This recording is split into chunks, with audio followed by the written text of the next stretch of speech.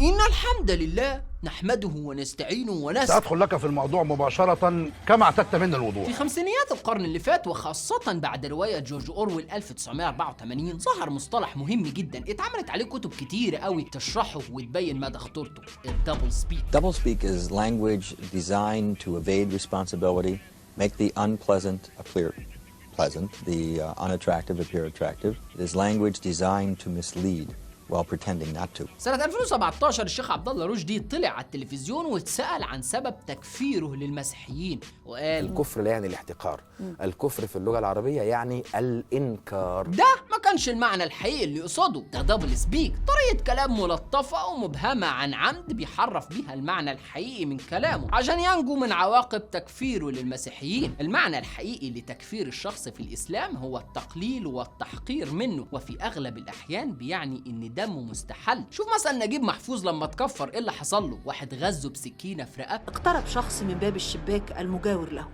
وطعنه بسلاح أبيض. فرج فودة لما الأزهر والشيخ محمد الغزالي اللي ناس كتير فاكرينه رمز التسامح كفروه، ايه اللي حصل له؟ اتقتل عن طريق واحد لا بيعرف يقرا ولا يكتب. امال قتلوا ليه؟ عشان بس سمع انه كافر. اقول لك ان فرج فودة افتى العلماء زي عبد العزيز عبد الرؤوف والدكتور محمود مزروعه عميد كليه اصول الدين بالازهر والشيخ محمد الغزالي، ودي بالنسبه له رخصه للقتل. في الحقيقه التكفير في الاسلام هو الخطوه اللي بتسبق القتل على طول، لدرجه انها مش محتاجه حتى تتقال على الكفار اللي هم مش مسلمين، بل ان حتى المسلمين نفسهم لو اتكفروا في اغلب الاحيان بيبقى حدهم القتل. يعني مثلا لو في واحد مسلم بس بيكسل يصلي مثلا، يعني غالبا زيك يعني، ده طبقا لمشايخ وفقهاء كتير كافر ويقتل. اللي بيصلي نسأله انت ما بتصليش ليه؟ ان كنت منكرا للحكم تقتل حدا، وان كان كسلا يستتاب 3 أيام ثم يقتل. ايه والله التكفير دوت اخطر مما تتخيل، لدرجه ان الاجهزه الامنيه نفسها احيانا كتير بتقول على الارهابيين تكفيريين. بس بلاش كلمه ارهابيين بقى عشان ما بحبهاش، اسمهم تكفيريين، لان مفيش واحد ارهابي مسلم ما بيكفرش حد، ومفيش واحد تكفيري وبيكفر الناس ومش ارهابي وفكره متطرف. التكفير ده بنزين الارهاب. فلما يجي واحد يقول لك لا اصل الكفر ديت لغويا في المعجم معناها نكران الشيء وانها لا تعني التحقير خالص، واصل كلنا كفر عند ديانات باتشينا، فده حرفيا بيستهبل. ده سيستم المكانه يا حبيبي ولازم تاخد حقك تالت ومتل. There's another example. في 2019 الشيخ عبد الله رشدي نادى بتطبيق العقوبة على اللي بيفطر في نهار رمضان. عايزنا نعاقب اللي بياكل في نهار رمضان، ما اصله لا يحترم مشاعر المسلمين الحساسة. معلش يا بابا، فين العقوبة؟ مش مكتوبة. هل هي مجهولة؟ لا. هل هو ما يعرفهاش؟ عيب، ده خريج مدرسة الحلال والحرام. امال ليه مش كاتبها صراحة؟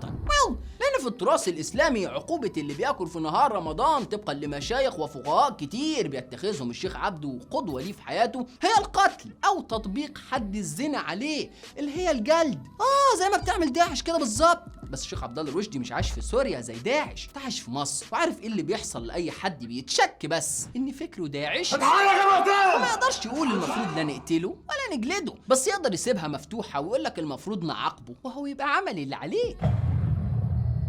الإرهاب هو الاستخدام المنظم للعنف أو التهديد بالعنف لغرز الخوف من أجل إجبار الأشخاص والمجتمعات وتخويفهم لأهداف دينية أو سياسية أو أيديولوجية. واحد واقف في الشارع يمارس حقه طبيعي ككائن حي في إنه عايز يتغذى، واحد تاني جايله من بعيد بيهدده باستخدام العنف ضده علشان يجبره إنه يتوقف عن الأكل، والغرض تطبيق أحكام شريعته ودينه عليه. ده مثال حرفي للإرهابي.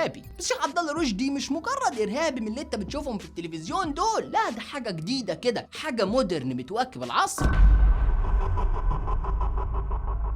Next time you come heavy or not at all. في يوم من الأيام وفي أحد الليالي المظلمة على تاريخ البشرية دافع الشيخ عبد الله عن سبي النساء، وقال إن السبي دوت ده لا يعني الاغتصاب يا جماعة، وإن اللي بتعمله داعش في الستات ده مش السبي بتاعنا، ده ما تظلموناش يا جماعة، ده اسمه اغتصاب. وقال إن كل الحضارات في التاريخ، كل الحضارات حتى اليونانيين حتى القدماء المصريين حتى أنا بيفرقوا ما بين السبي وما بين الاغتصاب، وإنهم موافقين على الأول بس رافضين التاني. البشرية كلها كانت بتمارس العلاقة الجسدية مع المسبيات، والبشرية بتفرق بين مصطلح اغتصاب ومصطلح زواج ومصطلح سبي. فلما تيجي تقول لي ان السبي هو الاغتصاب، اقول لك انت غلطان، انت عندك خلل في المعرفه. عليك وغراوي العرب وام بوح. الشيخ بيقول ان داعش لا تمثل الاسلام في الحته ديت، لان لما خطفوا ستات وخدوهم سبايا عندهم اغتصبوهم. هو مش بيختلف معاهم في نقطه ان هم اخدوا سبايا، حلال حلال حلال. نقطه اختلافه معاهم بس في حته ان هم اغتصبوهم. عادي اختلاف وجهات نظر ما بين ارهابيين وبعضهم، بتحصل يعني عادي. اليوم سوق السبايا، اليوم سوق وما ملكت ايمانكم.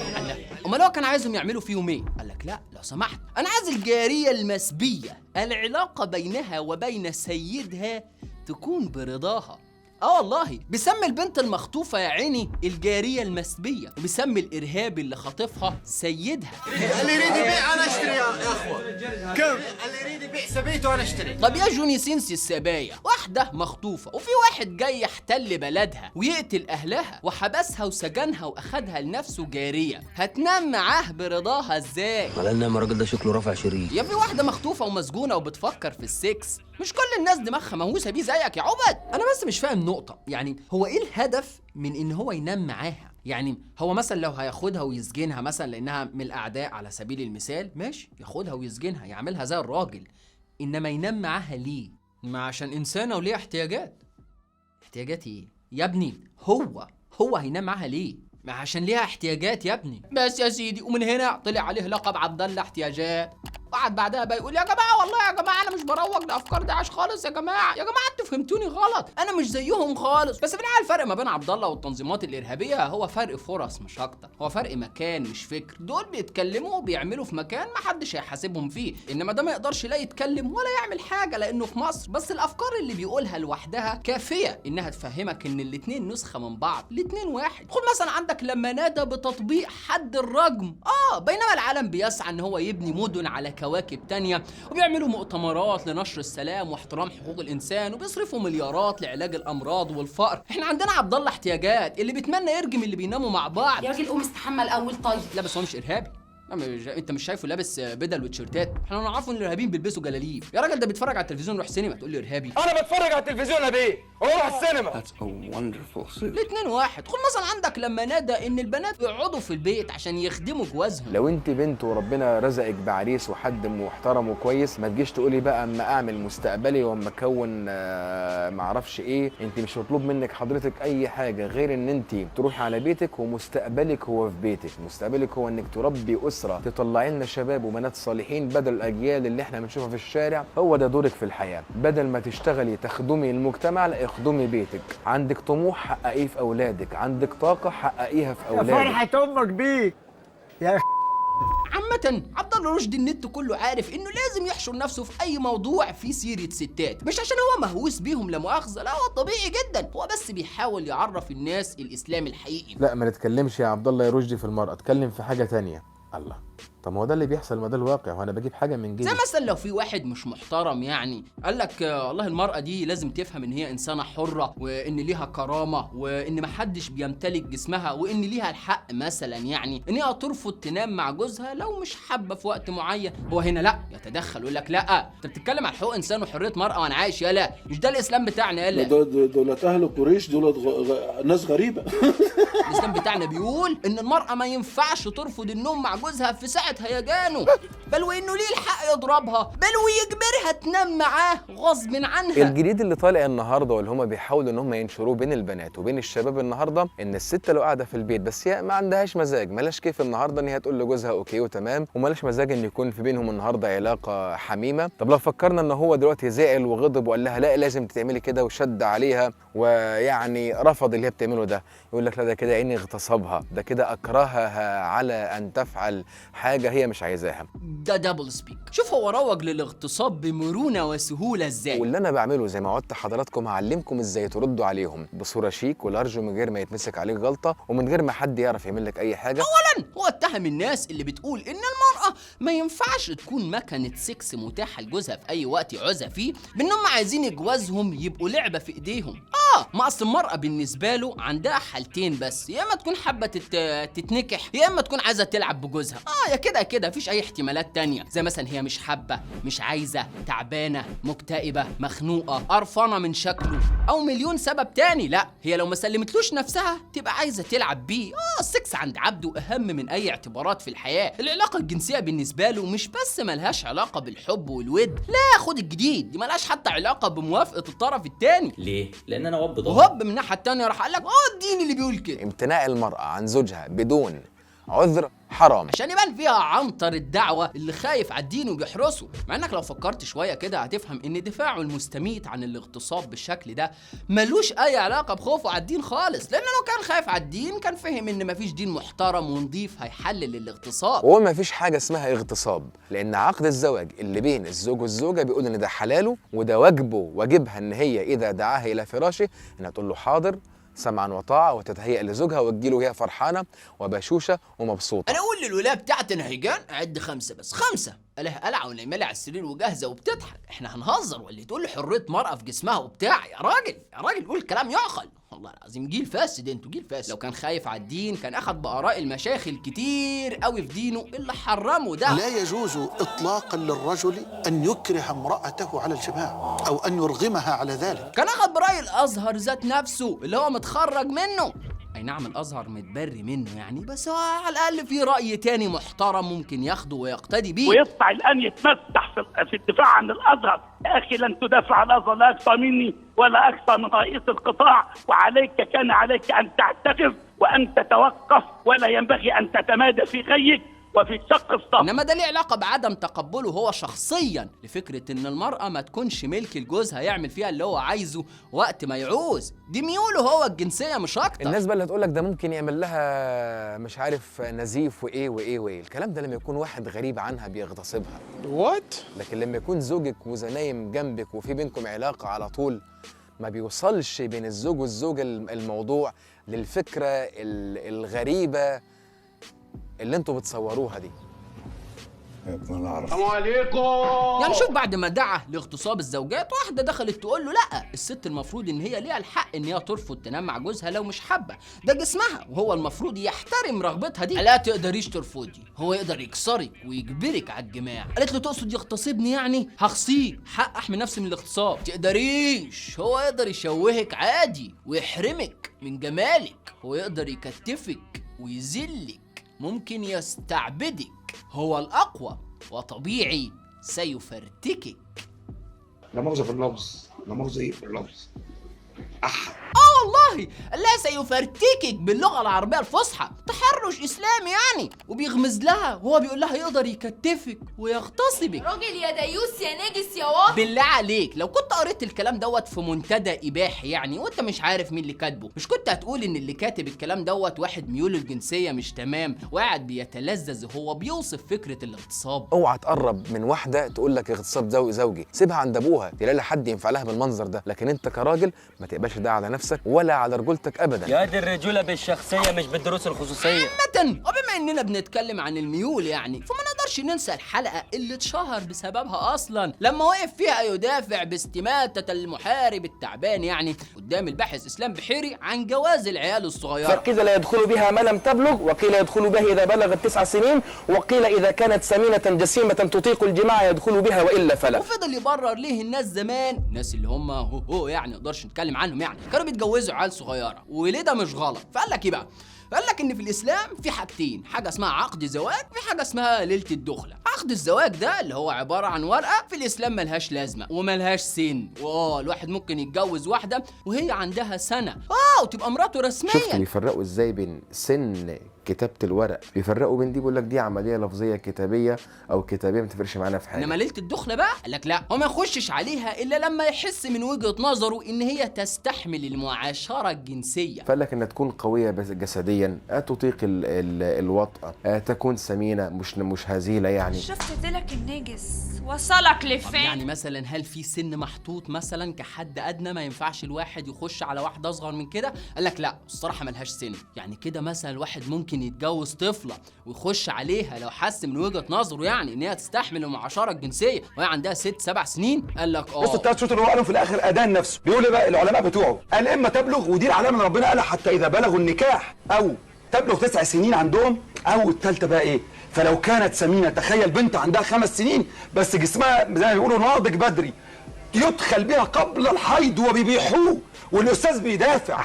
صباح الفل. وبما ان الزوجه ما ينفعش ترفض النوم مع جوزها وانه ليه الحق يضربها بل ويغصبها تنام معاه غصب عنها، فتخيل كده حضرتك ان في واحد متجوز طفله وبيضربها وبيغصبها تنام معاه غصب عنها. ده دين؟ قول ده. هل الراي ده دين؟ قول انك تشوف البنت تخينه تدخل بيها؟ تمام. يا نهار اسود. لكن يا نهار اسود. يعني الصغيرة اللي هي لم تبلغ الحيض يجوز، نعم، الكلام تزويجها. ده انت على كده بقى، ده انت ممكن وهي لسه طفلة بقى شهر او شهرين بقى، ان شاء الله حتى يوم، ان شاء الله يوم.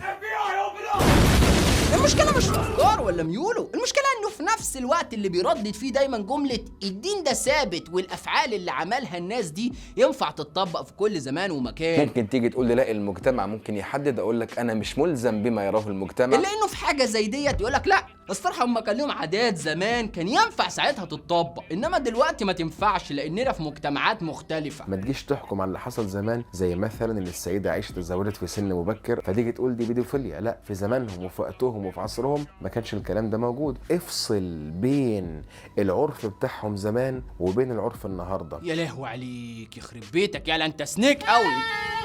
اشمعنى دلوقتي وجيت وقلت ان دي عادات؟ ما الخمره كانت من العادات، اشمعنى اتحرمت وجواز الاطفال ما اتحرمش؟ تتكلم كده ليه؟ سكرانين. ما الحجاب كان من العادات اللي موجوده من قبل حتى الاسلام نفسه ما يتوجد، اشمعنى دلوقتي بتشتم الناس اللي بتقول ان الحجاب ده عاده ومالوش لازمه في مجتمعات النهارده؟ وبعدين معلش يعني تعال قرب كده، ازاي اصلا تقول ان الناس دي كانت بتعمل الحاجه دي لانها كانت عادات ساعتها؟ ومعلش يعني مش الناس دي المفروض نازله عشان تعرف الناس الصح من الغلط، ولا هم نازلين عشان يتعايشوا ويقلدوا نفس عادات واعراف المجتمع الغلط؟ مش كان المفروض يحرموا جواز الاطفال او على الاقل خالص يعني ما يعملوش زيهم؟ فهمت يا عنتر؟ زي برضه تجاره العبيد، واحد يقول له هو ليه الاسلام محلل تجاره العبيد؟ يقول له ايه اللي فيها؟ ايه اللي فيها؟ ما الناس زمان كان كلها بتتاجر في العبيد، انتوا ليه مركزين مع الاسلام بس؟ انت يا ابني، نعم يا ابني، ليه عمال تقتل في الناس وتحرق فيهم كده؟ يا ابني حرام عليك اللي بتعمله ده. ما هتلر كان بيقتل في الناس، ستالين كان بيقتل في الناس، اشمعنى مركزين معانا بس وسايبينهم؟ انت مالك ببقيه الناس الغلط؟ انت تعمل زيهم ليه؟ ليه تجاره العبيد متحلله؟ فما تجيش ابدا تقول لي ان انا شايف ان السبي ده لا انساني او لا اخلاقي او اي لا بقى من اللي قد كلها، الا لما تجيب لي اولا المرجع اللي انت بتحتكم اليه، واوعى تقول لي العقل البشري، لان العقل البشري لا يتفق على شيء. What you just said is one of the most insanely idiotic things I have ever heard. السؤال الأولاني، أي هما أهم يتحرم؟ الواين والويسكي that's good. ولا تجارة البشر؟ السؤال الثاني، أي هما أهم يتحرم؟ برفيوم البنات اللي قال إيه لو واحدة حطته تبقى زنت، ولا تجارة البشر والعبيد؟ والإسلام ما حرمش تجارة العبيد بس ادى حقوق للعبيد، أمال بأمارة إن لو العبد ما سمعش كلام سيده صلاته ما تتقبلش، وإنه لو هرب من سيده يبقى كافر. لو واحد هرب من اللي بيستعبده يبقى كافر يا جدع. نيجا مفيش حاجة اسمها حقوق للعبيد، ده كأنك بتقول أنا هدي حقوق للناس اللي هخطفهم أو هدي حقوق للناس اللي هظلمهم، ما ينفعش. Django isn't a slave.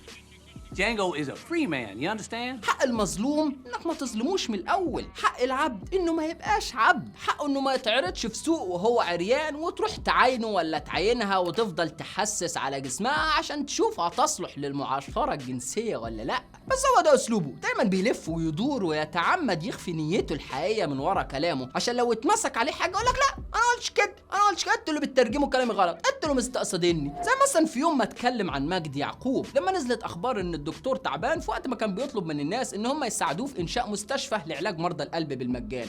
يعدي الموضوع كده؟ لا، ندعي له بالشفاء ونشكره على كل دقيقه ضاعت من عمره في الخير. الله، امال هنتشهر ازاي ونكبر صفحتنا في الفيس؟ ده بيزنس يا شريف، انت بتقول حاجات غريبه. تاني يوم راح منزل بوست وقايل ان العمل الدنيوي ما دام ليس صادرا عن الايمان بالله ورسوله فقيمته الدنيويه بحته، تستحق الشكر والثناء والتبجيل منا نحن البشر في الدنيا فقط، لكنه لا وزن له يوم القيامة. عارف مش فاهم، لان دي لغه تعابين جامايكي مش اي حد يفهمها، محتاجه خبير. انزل يا ابني بالترجمه هنا. انت مهما عملت خير في الدنيا طالما مش بتؤمن بالدين بتاعي اللي انا ورثته من بابا وماما تبقى مالكش لازمه. هنقول لك شكرا في الدنيا او نديك شايك، مفيش اي مشاكل، لكن يوم القيامه انت مالكش عازه. يالا هو كان عارف كويس قوي ان الناس هتكون فاهمه هو بيتكلم عن مين، لان مجدي يعقوب كان هو الترند اليومين دول، وده ما يتوصاش في الترندات. المعلم ابو لبده لا مؤاخذه يعني ما تفرقش معاه اي حكومه ولا اي بوليس، بس هو برضه عارف انه لو كان ذكره بالاسم الناس هتيجي عليه، وقد كان اخد تريقه من هنا للسنه الجايه، ومعظم البرامج والصحف اتكلموا عن افكاره التكفيريه وسموه المتطرف الضال. انا بطالب النائب العام ان يحرك دعاوى جنائيه ضد عبد الله رشدي وضد سامح عبد الحميد بتهمه زرع الفتنه في المجتمع. حس بقى ان المره دي وسعت منه شويه وشكله هيروح يتعشى في الامن الوطني. انت لو مظلوم مش هتستنى عندنا. راح عمل ايه بقى البرنس؟ راح عمل ايديت للبوست وزود جمله وقال: ولا ادري لماذا يغضب الملحدون من تقريرنا لعقائد ديننا التي لن تضرهم في الدنيا ولا تنفعهم في الاخره. اللي هو انا ما كنتش بتكلم عن مجدي يعقوب خالص يا جماعه، انا كنت بتكلم عن الملحدين. جبار. لكن طبعا الناس كانت عارفه ان هو بيتكلم عن مجدي يعقوب، عارفين انه زود جمله، ودار الافتاء نفسها نزلت بيان وقالت: ولاد الوسخه اللي قاعدين بيكفروا الناس ليل نهار دول يحطوا جزمه بقهم. طبعا هم ما قالوش كده بالحرف يعني، بس ده كان مضمون الكلام، وراحوا محولينه للتحقيق. راح عمل بوست وقال فيه: والله ما كنت اقصد مجدي يعقوب خالص يا جماعه، بالعكس ده دكتور كويس وانا بتمنى له التوفيق. وراح نازل بفيديو كمان، ما اصل العمليه ما بقاش فيها هزار. هل انا جبت سيره الدكتور مجدي يعقوب من قريب او بعيد؟ ما حصلش. الراجل جراح ودكتور قلب شاطر، ربنا يوفقه ويديله الصحه وبيعالج الناس، واتمنى له التوفيق زيه زي اي انسان على وجه الارض. عبد الله رشدي رجل خبيث المقصد طول الوقت، ورجل زارع للفتنه طول الوقت. عامة هي دي الطريقة اللي بيحاول ينشر بيها أفكاره، وبيضحك بيها على كتير من الناس عن طريق حاجتين. أولاً إنه يردد دايماً جملة الدين بيقول كده، لأنه لما يجيبك أنت كمواطن بسيط غلبان يا عيني أوريدي حاسس إنك عملت جريمة عشان كسلت تصلي العشاء امبارح، ومتربي على إنك لازم تطبق كل حاجة في الدين مهما كانت مش منطقية بالنسبة لك، وزنقك في حتة إن الحاجة اللي هو بيقولها ديت مذكورة في الدين، غصب عنك يا عيني هتقعد ساكت مهما كانت مش منطقية بالنسبة لك، لأنه ممكن يلسعك واحدة: وأنت تنكر ما هو معلوم من الدين بالضرورة، يعني هيكفرك. ما حكم من أنكر معلوما من الدين بالضرورة؟ يكفر من أنكر معلوما من الدين بالضرورة. وهي دي بقى النقطة اللي هو بيلعب عليها، مش إنه يحاول يقنع بالعقل والمنطق والأدلة والعلم إن الحاجة اللي بيقولها ديت صح أو غلط، لا، بل إنه يتمسك قوي بحتة إنها مذكورة في الدين. خليك مستمسك بالعادات اللي احنا ماشيين عليها والتقاليد بتاعتنا والدين بتاعنا. لا حول ولا قوة إلا بالله. بص مثلا على الحوار اللي دار بينه وبين واحدة على تويتر، كانت بتسأله: هل ينفع الواحد يجبر مراته على الجماع؟ يعني بالعامية كده ينفع يغتصبها؟ ولا مفيش حاجة اسمها اغتصاب في الحلال، الاغتصاب دوت بيكون في الحرام بس. فهي بتسأله: يعني انت كده بتؤكد على جواز الإكراه في الجماع؟ لا، الشرع قال واضربوهن، وده الشرع ولازم يتطبق سواء برضاها أو غصب عنها، ليش دعوة، هو الدين بيقول كده. فبتسأله تاني: يعني انت كده بتؤكد على جواز الإكراه على الجماع؟ لا، هو الشرع اللي بيقول كده، هو انت بتنكري حكم ربنا يا بت انت ولا ايه؟ قالت له: يا عم التنين انت دلوقتي بتقول ان من حق الزوج ضرب مراته واجبارها على الجماع، يعني اغتصابها، ولا لا؟ قال لها: يحق له اجبارها كما يقول القرآن واضربوهن. هو انت بتعدي حكم ربنا يا بت انت؟ قالت له: لاحظ اني سالتك 4 مرات يا حربايه وانت عمال تلف وتدور وعمال تقول لي هو انت بترفضين شرع ربنا، هو انت بترفضين حكم الدين، ومش عايز تجاوب. الله عادي يجوز يجبرها. بعدين برضو بيسالها: هو انت يا بت معترضه على الدين؟ اما الحاجه الثانيه بقى فهي انه يتهم اي حد ينتقد اللي بيقوله بحاجه واحده بس ما بتتغيرش: انت علماني بتحارب الدين. وجمله انت بتحارب الدين او دي حرب على الدين دي مضحكه قوي. يعني انت اخر مره سمعت فيها واحد بيقول لك دي حرب على اليهوديه؟ طب دي حرب على السيخيه؟ طب دي حرب على الهندوسيه؟ طب انت اخر مره سمعت فيها واحد مسيحي بيقول لك ان الاف القنوات والصفحات الاسلاميه وملايين المشايخ اللي بيدعوا المسيحيين بصوره مباشره وصريحه ان هم يسيبوا دينهم لانه باطل؟ دي حرب على المسيحيه. ايه اللي اخرك يا حيوان؟ واللي انت لابسه ده دوجي ستايل، مش فاهمك. اما كلمه علماني بقى اللي بيرددها كل يوم ديت، فدي اكبر دليل على انه سنيك.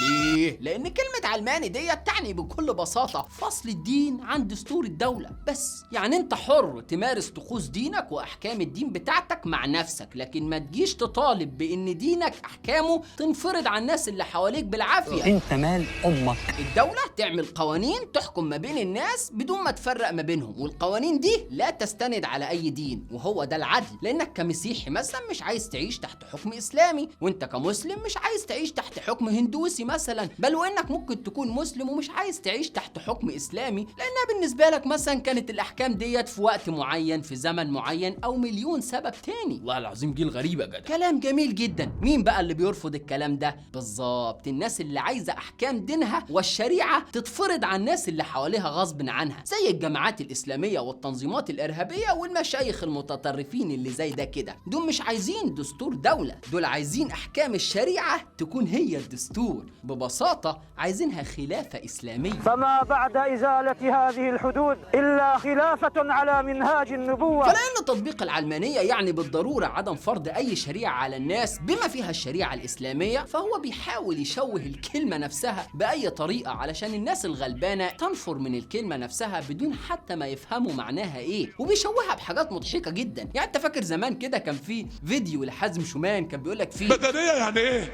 يعني امك ما تلبسش حجاب، والناس قعدت تضحك عليه واتعمل عليه ميمز. اهو ده بقى ألعن من كده. مره يقول لك ان العلمانيه ديت يعني واحد بيرفض الاحتشام، ومره تانية يقول لك العلمانيه ديت يعني راجلين يناموا مع واحده. طب واضح ان في بنات معانا كتير النهارده، فلازم ناخد بالنا من الفاظنا. تحس ان كل مره يخلص فيها فرجه على فيلم سيكس يقول لك بصوا العلمانيه عامله ازاي. ده في مره بيقول لك العلمانيه ديت يعني الترويج للفجور والفسق والشذوذ مع الحيوانات والدمى. هو يعني ايه شذوذ مع الدمى؟ اصل انا قعدت افكر فيها مش فاهمها. عارف انت الناس اللي بتحضن المخده وهم نايمين بالليل؟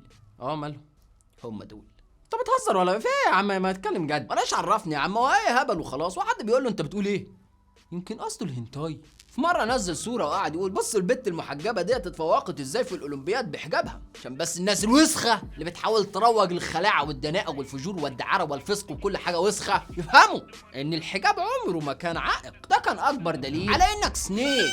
ليه؟ لانك مش قادر تعترف ان اللي خلى واحده مسلمه تكون بالحجاب في الاولمبياد هي الدول العلمانيه اللي انت عمال تشتم فيهم ليل نهار. هم بيحموا المحجبات، واي حد يتعرض لهم بسبب حجابهم بتبقى اسمها جريمه كراهيه على طول. Muslim student at UMBC targeted on campus, and tonight police are investigating this as a possible hate crime. هل انت بتحمي البنات اللي بشعرها في بلدك، ولا بتقول عليهم بيروجوا للخلاعه وفاسقين وعاصيين؟ هل انت بتدافع عن حق الواحده في ان هي تلبس او ما تلبسش الحجاب براحتها؟ ده انت يوم ما واحده اغتصبت على ايد كام واحد طلعت فرحت فيها وقلت ايه اللي خلاها تخرج مع الشباب لوحدها؟ انت منافق. لان اللي خلى واحده مسلمه تلعب رياضه بحجاب في بلد مش مسلمه هي اعتراف الدول العلمانيه ديت ان المراه انسانه حره تلبس اللي هي عايزاه وتعمل اللي هي عايزاه براحتها في حياتها، تلعب، تتعلم، ترقص، تعمل فيديوهات على اونلي فانز، هي حر محدش ليه دعوه بيها. الدول العلمانيه ديت لو كانت بتطبق الشريعه اللي انت بتعيط عليها ما كناش شفنا بنات بتلعب رياضه اصلا. فما تجيش تعمل لي فيها مناصر لحقوق المراه وتقول لي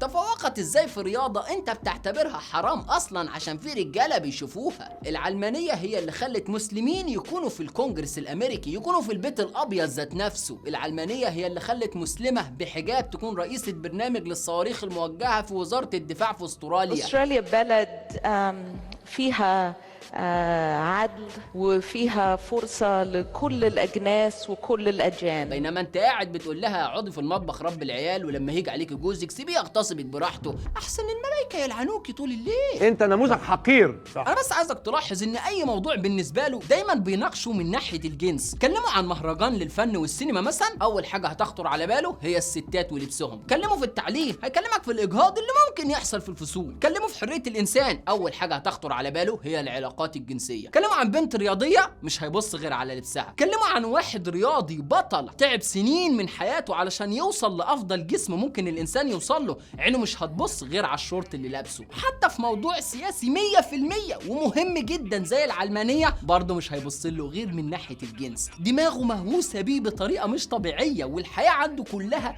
بتدور حوالين الجنس والستات. عايز اشوف عند امك ده.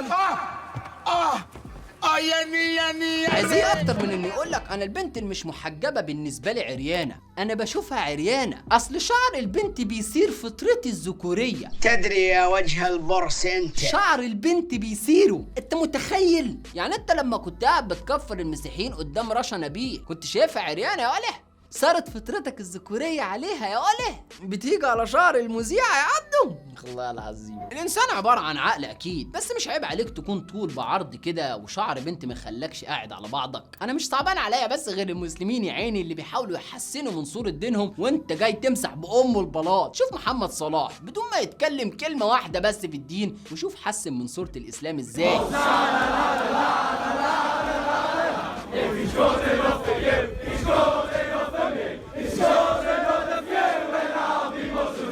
اصلها مش بالمشيخه يا ولا، بل بانك تكون مرايه لدينك بافعالك، بشخصيتك، باتزانك، باحترامك للناس. بس احنا مستنين ايه من واحد عناوين فيديوهاته الرد الاسطوري للشيخ عبد الله رشدي؟ الشيخ عبد الله رشدي يفحم مش عارف مين، الشيخ عبد الله رشدي يجلد الشيخ مش عارف مين، عبد الله رشدي وضربه فرنساوي للطياره العلماني، عبد الله رشدي يوجه صفعه للتنويريين. خلاص يا وحش بقى، احنا هنقضيها مغنى طول الليل ولا شويه ايه؟ شويه وهتلاقي الشيخ عبد الله رشدي يقتل علماني ويحاول انقاذ كوكب الارض. ايه وحش الدين يا مجانس الدعوه التواضع اللي انت فيه ده؟ I think I am actually humble. I think I'm much more humble than you would understand. عمال تكفر في الناس وتروج للاغتصاب والختان البنات والجواز العيال الصغيره، وعايز البنات ما يكملوش تعليم، وعايز تفصل ما بينهم بين الولاد، وبتحرم رياضه البنات، وعمال تركب لي في ترندات عشان تلم لي لايكات وتكبر صفحه الفيس، وبتدعي الجلد الفاطر، وبتروج في الخباثه كده لتجاره العبيد والسبايا. عايز تقلبها طالباني يا ولا؟ عشان كده انت ما جبتش سيرتهم بكلمه واحده. كل يوم يقتلوا واحد ويقطعوا راس واحده ويجلدوا واحد ويسحلوا ناس ويموتوا ناس، وانت عامل نفسك ولا كانك شايف حاجه، بس مركز لي مع فسادين بنات التيك توك. ما جبتش سيرتهم ليه بكلمه واحده يا ولا من ساعه ما احتلوا افغانستان؟ ما اصل احيانا الواحد بتبان افكاره لما يسكت في مواضيع معينه، مش بس لما يتكلم. زي مثلا لما سكت كده وما اتكلمتش لما شيخ وامام مسجد زيك كده انتهك عرض طفله كان بيحفظها قران. قصه طفله تعرضت لانتهاك جنسي، لكن المفزع ان المتهم كان هو محفظ القرآن. امام مسجد وحافظ للقرآن يا راجل، يعني الاخلاق والعفة وصورة الاسلام اللي بتتشوه وكده النت كله يتكلم عنه وانت تعمل نفسك مش سامع. عمال تنزل لي في فيديوهات حكم عمليات التجميل وبوز البطة وهل تربية الكلاب حلال ولا حرام، وعمال تفتي في حاجات اتهرت من كتر تكرارها. ولا يمكن اللي عمله الشيخ ده ما كانش حرام قوي، لانه بيندرج ضمن باب في الدين اسمه مفاخذة الصغيرات، وده اتعمل عليه كتب كتير واختلف عليه الفقهاء. ما اصل معلش يعني رحنا ولا جينا، اللي شايف ان الاغتصاب حلال وجواز الاطفال ليه مبرراته هيشوف ان اللي عمله الشيخ ده حرام. مش عاوزكم تطلبوا مني حاجه، ما تكتفونيش وما تقولوليش اعمل حاجه، لان انا مش هعرف اعمل حاجه وانتوا عارفين كده كويس.